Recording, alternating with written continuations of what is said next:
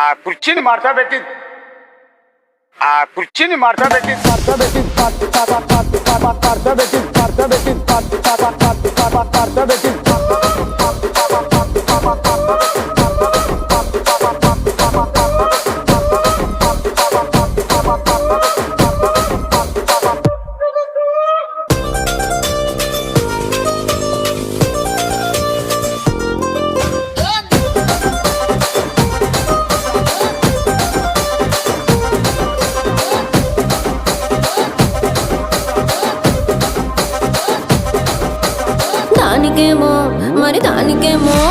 దానికేమో మేకలిస్తివి, మరి నాకేమో సన్న బియ్యం నువ్వు కలిస్తివి.